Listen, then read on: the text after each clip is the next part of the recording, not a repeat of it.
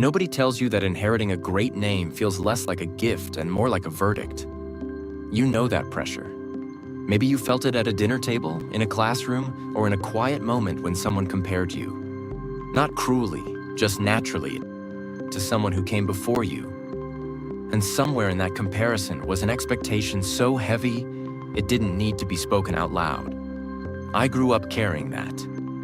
A family known for excellence everywhere they went. A name with weight attached to it before I ever did anything with mine. And the quiet, persistent feeling that my job was to continue something, not to build something. Keishin Ukai carried the same weight. His grandfather built Karasuno's volleyball program into a legend. And when responsibility found its way back to Keishin, a man who spent his entire playing career watching from the bench, the expectation was simple and suffocating. Keep it alive. Keep it what it was. And yet he didn't.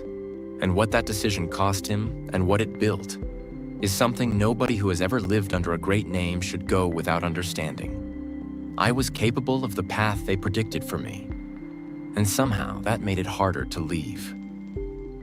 It would have been easier, cleaner even, if I had simply been bad at what they expected. But I wasn't. The academic excellence they were known for ran through me just as clearly as it ran through all of them. My grandmother wasn't wrong about my potential. She was just wrong about where it belonged. I know that because before I was even 10 years old, she told a colleague, not me, but about me, that I was going to be a doctor someday. And I remember feeling even then that the path she was describing wasn't mine to walk.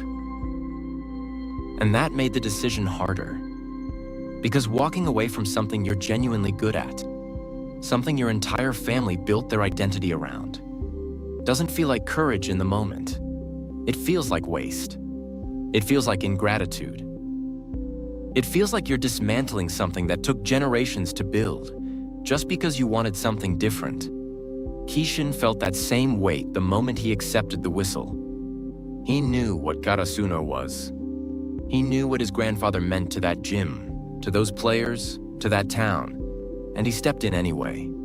Not to continue what existed, but to decide, consciously and deliberately, what Karasuno was going to become next. That shift, from inheritor to architect, is where his story actually begins. Keishin Ukai was never the star. His entire playing career was spent on the bench, watching, absorbing, studying a game he loved from a position most players would have resented. And what that position gave him wasn't bitterness. It was clarity. When you're not the one chasing the ball, you see the whole court. That's the education the bench gave Keishin. And it's the same education that the background gives anyone willing to pay attention rather than resent it. The years you spent watching how things were done, how systems worked, how people operated under pressure. Those weren't years of falling behind.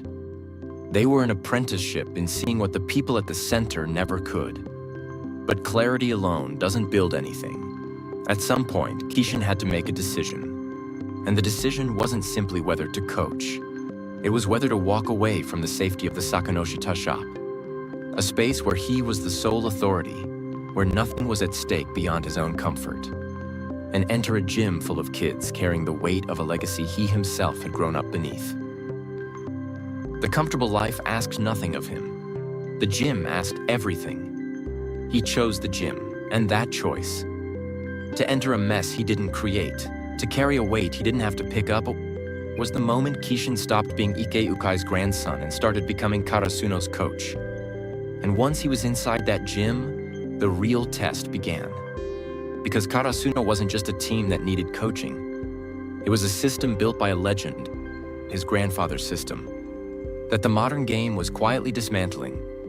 The players were there, the hunger was there, but the architecture of how they played, how they trained, how they thought about volleyball, it belonged to a different era. Keishin didn't preserve it out of respect. He took it apart out of love. That distinction matters more than it sounds. Preservation is passive. It keeps things exactly as they were because changing them feels like betrayal.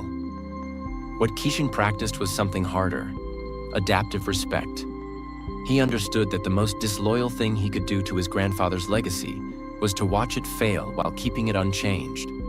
So he consumed everything the old system had to offer, extracted what still worked, and rebuilt the rest from the ground up. That's not disloyalty. That's the highest form of honor a successor can pay. Most people who grow up under a great name spend their entire lives in one of two places.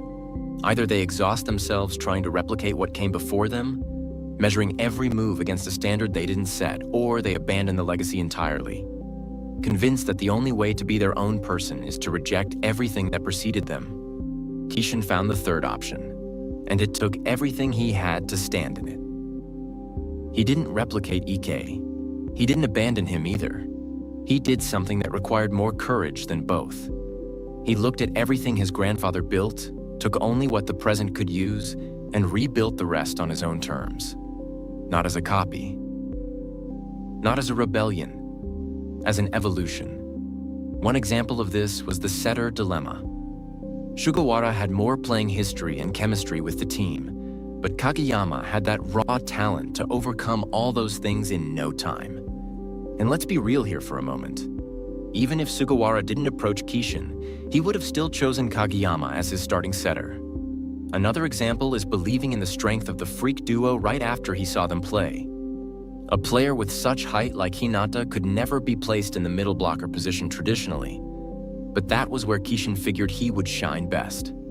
The legendary Ukai had the little giant before, but he was an open spiker, which is a position that any height could play. Keishin's belief of the freak duo's potential was greater than the traditional volleyball position stereotypes that held back players from truly achieving their true potential before. Keishin had all the chance in the world to just implement a total duplicate of Ikkei's coaching style, but he chose to just focus on what the current team's status is and how he can improve it further. That's the foundation of being a great coach. And that foundation that made that possible wasn't talent. It was perspective. The same perspective he developed on the bench.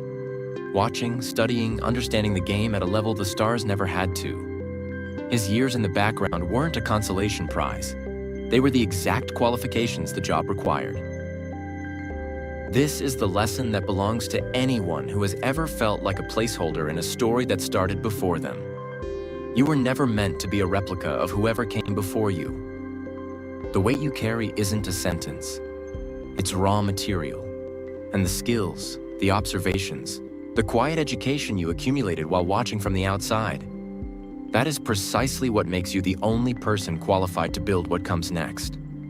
The pressure you feel from the people who came before you. That's real.